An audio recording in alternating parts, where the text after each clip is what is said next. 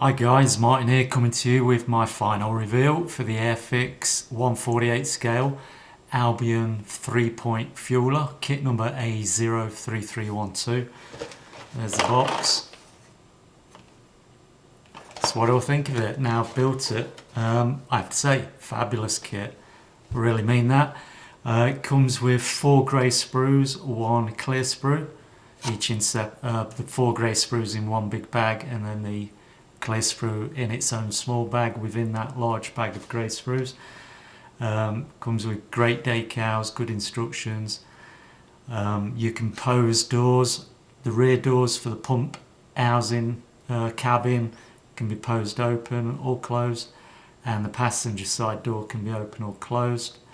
And then the hose, the fuel arms with the hoses on, they're posable. You can swing them out, and I've done that with my right side one. I'm going to have the vehicle in the diorama with the right arm pose, and because of that I didn't use the kit hose for that right arm, so what I used was some black electrical cable, same diameter as the moulded hoses, so that's flexible and that can be used to sit on top of the mosquito that I'm also building for the diorama. That's going to be my entry into the D-Day 75th anniversary buddy build that I'm hosting both on here and on Facebook. So alright, the kit, great mouldings, really nicely engineered. It was a brand new tooling in 2015. The 4 grey sprues have a total of 106 parts, and the clear sprue has 8 clear parts. The only contention I had was my clear parts. Some of them were packed out probably, so there was a little bit of waviness. It wasn't crystal clear.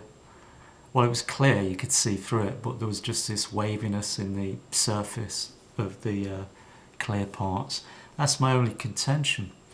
Everything is engineered well, goes together great, and it looks fabulous, I think, as a vehicle. I'm not an armour builder or a vehicle builder, preferably aircraft, always have been aircraft, but I'm doing a diorama, so I've got to include some stuff in there to make it look interesting. And if you like building dioramas or you just like building vehicles, this is a perfect kit. Highly recommended. I can't say anything negative about it except that little bit of waviness. There was zero flash on this kit, and what I did notice was that that Airfix have started using ejector pins outside of the small moulded parts, ejecting on the runner systems that are feeding into and around those parts. And also where you've got 2 halves of the mould coming together, where you've got a part that's moulded in both halves, the split line down the middle, very well matched, very little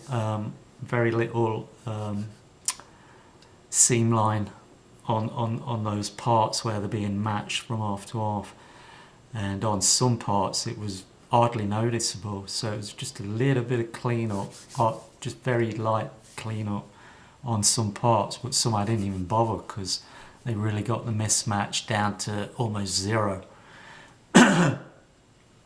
So I'm guessing they've discovered taper interlocks for part line faces for their manufacturing processing.